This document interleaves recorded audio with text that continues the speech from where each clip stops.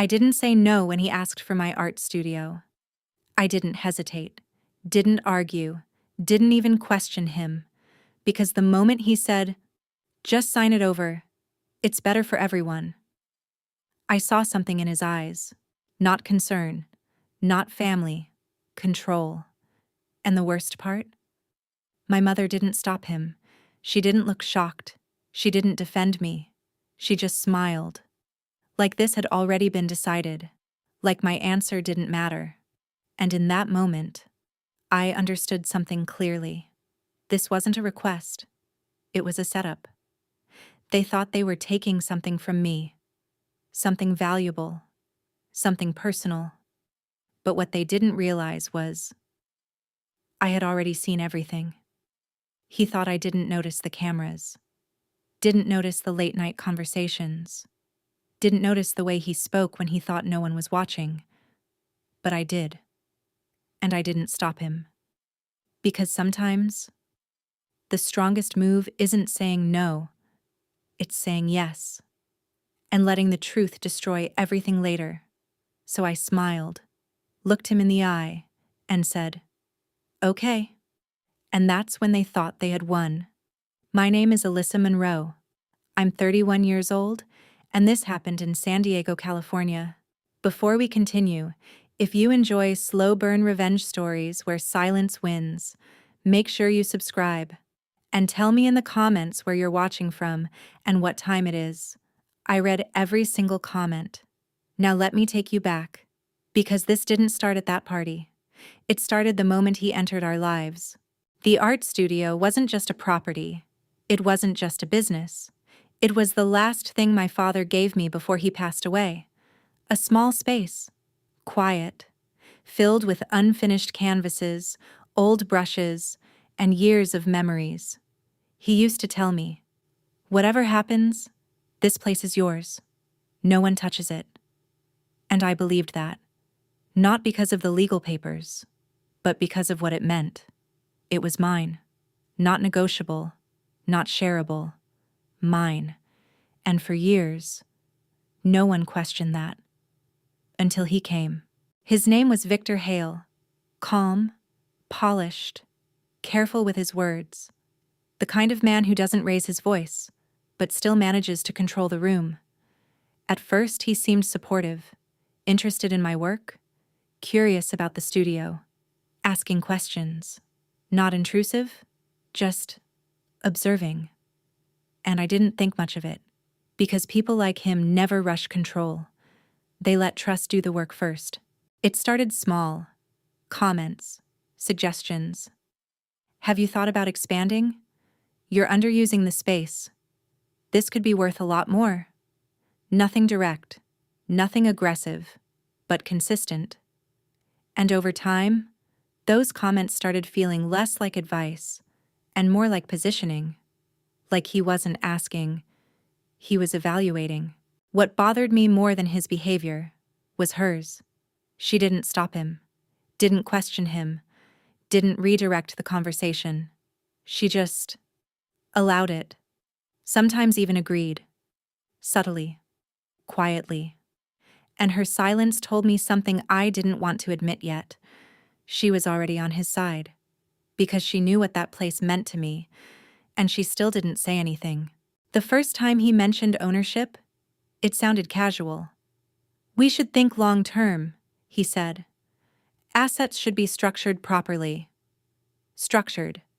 That word stayed with me, because it didn't belong in that conversation. Not when it came to something personal, something inherited, something emotional. And that's when I realized this wasn't about helping. It was about taking control. One night, I came home earlier than expected, and I heard them, my mother and Victor, talking in low voices, calculated, careful. "We can transfer it after the engagement," he said. "She won't resist." And my mother didn't disagree. She just said, "She trusts me." That sentence changed everything. I didn't walk in, didn't confront them, didn't react. Because reacting would have ended the moment too early. Instead, I listened. And then I did something simple. I checked the studio cameras because something in me already knew. This wasn't the only conversation. The cameras weren't new. My father had installed them years ago, for security, for protection, and I had access to everything, every angle, every recording. And when I went back, I saw it. Victor, in my studio, late, alone, talking on the phone, saying things he never said in front of me. It's worth more than she realizes. Once it's under my name, we can liquidate or lease it. Sentimental value doesn't matter. His voice was calm, practical, cold. And in that moment, everything became clear. This wasn't about family. It was acquisition. And I was the last person they meant to inform. I didn't confront him, didn't show him the footage, didn't even hint that I knew, because I understood something important. The truth is stronger when revealed at the right time. So I saved the clips, organized them, and waited for the perfect moment, which came sooner than I expected. When my mother invited me to the engagement party, her voice was softer than usual, careful, measured, like she was choosing every word before saying it. "Just family and close friends," she said. "Nothing too big." But something about it felt planned. Not the event itself, the timing. Because it came right after that conversation I overheard. Right after I saw the footage. And I realized this wasn't just a celebration, it was positioning. In the days leading up to it, everything looked normal. Too normal. Victor was calm, polite, even respectful. My mother was warm, more attentive than usual, and that's what made it unsettling. Because people don't act like that unless they're preparing for something, and I could feel it. They weren't waiting for the party. They were waiting for a moment inside it. I saw the folder 2 days before the event, sitting on the dining table, neatly placed, like it belonged there, like it was just another document. But I knew better, because people don't leave transfer papers on a table unless the decision is already made. They prepare it for decisions. And that's when it became clear. This wasn't going to be a discussion. It was going to be an execution. So I adjusted. Not emotionally, strategically. I became exactly what they expected me to be. Calm, trusting, unaware. I didn't question anything, didn't bring up the studio, didn't even hint that something was off. Because the more comfortable they felt, the more confident they became. And confidence makes people careless. The night of the engagement party, everything was perfectly arranged. Lights, music, people laughing, glasses clinking. From the outside, it looked like a celebration. Warm, happy, complete. But underneath that, there was something else. A moment waiting to happen, and I knew exactly when it would come. Victor watched me throughout the evening, not constantly, but enough. Like he was measuring timing, waiting for the right moment to step in, and every time our eyes met, he smiled the way people smile when they think the outcome already belongs to them. Because in his mind, this was already done. He just needed me to confirm it. My mother stayed close to him, not saying much, but always present, supporting him without speaking. And that hurt more than anything else, because she knew what this meant to me. She knew what my father had said, and she still stood beside him. Like this was right. Like this was fair. It happened naturally, or at least, it looked natural. Victor raised his glass, got everyone's attention, spoke about family, future, trust, and then he shifted the conversation, smoothly, effortlessly, toward me. "We've been thinking about long-term structure," he said, calm, clear, and then he said it. "Transferring the studio would make things easier for everyone."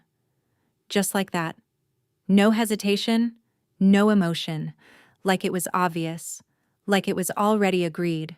And I didn't react. Not the way they expected. I didn't argue, didn't question, didn't hesitate. I just smiled, looked at him, then at my mother, and said, "Okay." And the second I agreed, the whole room relaxed. That's how I knew they had been waiting for resistance, and how relieved they were when it never came. If you've ever agreed to something, while already knowing the truth, you understand how powerful that moment is. Tell me in the comments, would you have said no immediately or played it like this? I read every single comment. Now let me show you what happened next, because this is where everything flipped. The moment I said okay, everything changed. Not for me, for them. The tension they were holding disappeared instantly. Smiles widened, shoulders relaxed, voices softened, because they got exactly what they expected. No resistance, no questions, no delay. And that's what made it perfect. Because when people believe they've already won, they stop paying attention. Victor didn't waste time. Of course he didn't. He reached for the folder, the same one I had seen days before, placed it carefully on the table, opened it slowly, like this was formal, important, controlled. But I could see it clearly. This wasn't a discussion. This was a transfer. Already prepared, already structured. All it needed was my signature. I looked at my mother, just for a second, and she avoided my eyes. Not completely, but enough. Enough to confirm everything. Because when people believe they're doing something wrong, they don't meet your gaze. They stay close, but not direct. And in that moment, I didn't feel anger. I felt clarity. Victor slid the pen toward me, smooth, confident, like this was just a formality, and I picked it up, without hesitation, without shaking, without pause. Because hesitation would have changed the moment, and I didn't want to change it. I wanted it to continue exactly as they planned. I signed exactly where he pointed, calmly, cleanly, one page after another. And with every signature, their confidence grew, because in their minds, this confirmed everything, that I trusted them, that I accepted it, that I wouldn't fight. Victor smiled, not openly, not dramatically, but it was there, in the corners of his expression, that quiet satisfaction, the kind that comes when someone believes they've secured control. And for a moment, he looked at me like he had measured me correctly, like I was exactly the kind of person he thought I was, like I had just handed everything over. People around us started reacting again. Soft applause, congratulations, light laughter. Because from their perspective, this was positive, a family decision, a smart move, something that made sense. No one knew what it actually was, and that's what made it powerful. When I reached the last page, Victor leaned slightly forward, watching, waiting, because this was the final step, the confirmation, the moment everything became real, and I signed it, slowly, carefully, then placed the pen down.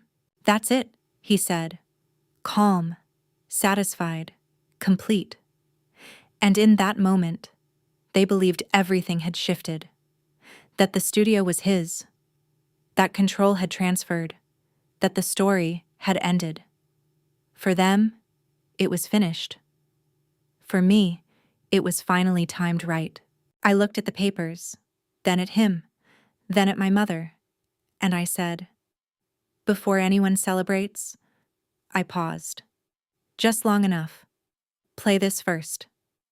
And just like that, the room changed again. When I said, "Play this first," no one reacted immediately, because the sentence itself didn't sound threatening, it didn't sound emotional, it didn't even sound important. Just a pause. Just a request. And that's exactly why it worked. Victor's expression didn't change at first. He was still calm, still confident, still in control of what he thought was happening. My mother looked at me, slightly confused now. Not alarmed. Not yet. Because in their minds, this moment was already finished. The papers were signed, the decision was done, and whatever I was about to show couldn't possibly change that. That assumption was the last mistake they made. I didn't tell them what it was, didn't give context, didn't warn them, because explanation weakens impact. And this moment was about impact. I reached into my bag slowly, took out a small device. Not my phone this time. Something cleaner, more intentional. Connected it to the screen behind us. The same screen they were using for photos. Celebration clips, engagement slides.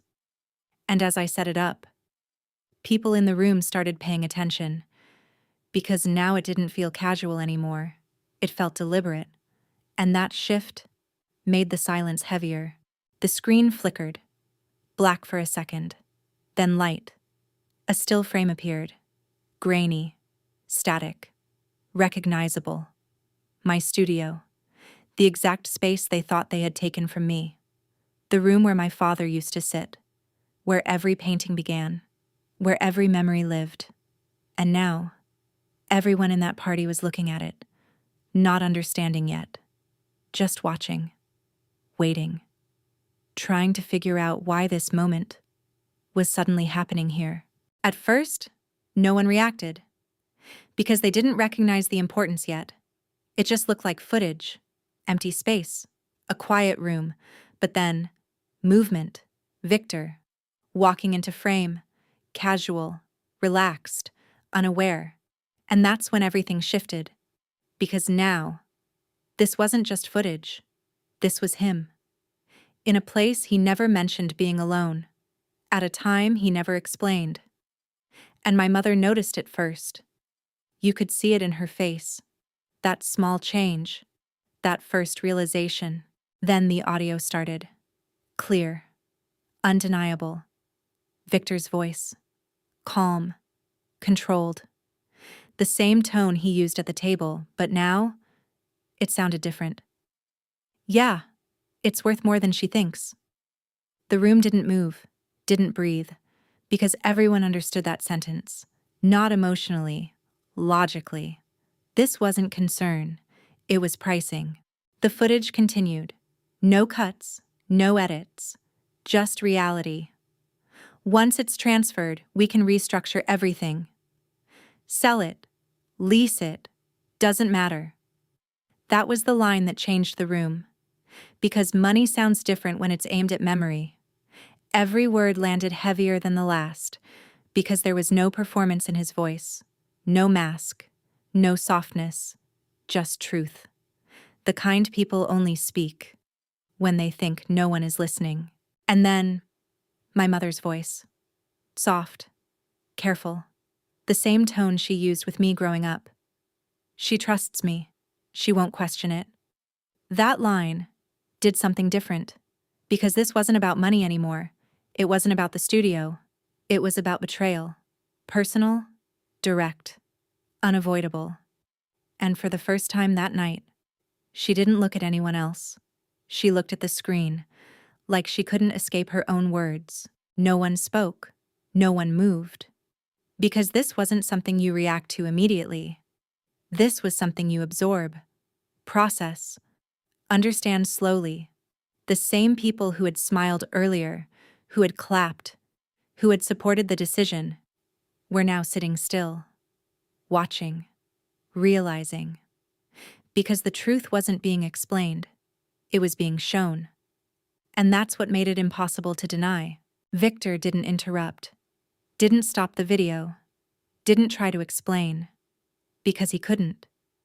There was no version of this he could reshape, no angle he could adjust. Because this wasn't my words. This was his. And for the first time since he entered that house, He wasn't controlling the room. He wasn't directing the moment anymore. He was trapped inside it. I didn't let the footage run forever. I stopped it. Right at the moment where everything was clear. Not extended, not exaggerated. Just enough. Because truth doesn't need repetition. It just needs clarity. The screen went black. The room stayed silent. And I finally looked at them. Not with anger, not with emotion, but with something stronger than anger. Certainty. For a long moment after the screen went dark, no one moved. The papers on the table, the same papers that had just been signed, were still there. But they didn't matter anymore. No one looked at them. No one mentioned them. Because whatever authority those documents had was gone. Not legally, emotionally, socially, completely. The room had shifted from celebration to realization, and in that moment, the deal they thought was complete felt empty. Like something built on nothing. My mother tried to speak. You could see it. The effort. The need to say something, anything, to regain control. But the words didn't come out the same way anymore, because control depends on belief. And no one believed her now. Not fully. Not the way they did before. Her voice, when it finally came, was softer, uncertain. This isn't what it looks like. But even she knew it was exactly what it looked like. And for the first time, she didn't sound convincing. Victor inhaled slowly, trying to steady himself, trying to rebuild something from what was left. This is taken out of context, he said. Calm, measured, but weaker. Because context doesn't save truth. Not when it's this clear. Not when everyone has already understood it. And you could feel it in the room. People weren't listening to him anymore. They were evaluating him, recalculating everything they thought they knew. Didn't respond immediately, didn't challenge him, didn't raise my voice, because arguing would have lowered the moment, reduced it, turned it into something emotional. And this wasn't emotional anymore, it was clear. So instead, I just looked at him, calm, steady, and said, "You chose the context." And that was enough, because it removed every excuse, without needing explanation. No one stood up dramatically. No one confronted him loudly. But something changed. People shifted, subtly. Distances adjusted. Eye contact redirected. And that's how real judgment happens. Not through words, through space, through silence, through the way people stop standing with you, without saying a single thing. I reached for the folder, the same one they thought meant control, closed it, calmly, without hesitation, and placed it back on the table. Not as surrender, not as rejection, but as something simple, irrelevant. Because they never actually owned anything. They just believed they did. And belief doesn't override truth. My father didn't speak. He hadn't spoken since the video started. And that silence felt heavier than anything else in the room. Because he knew. He understood. Not just what had been done, but what had been revealed. And sometimes, realization doesn't come with defense. It comes with stillness. I didn't wait for apologies, didn't wait for explanations, didn't wait for anything to be fixed. Because some things don't need resolution, they need distance. So I stepped back.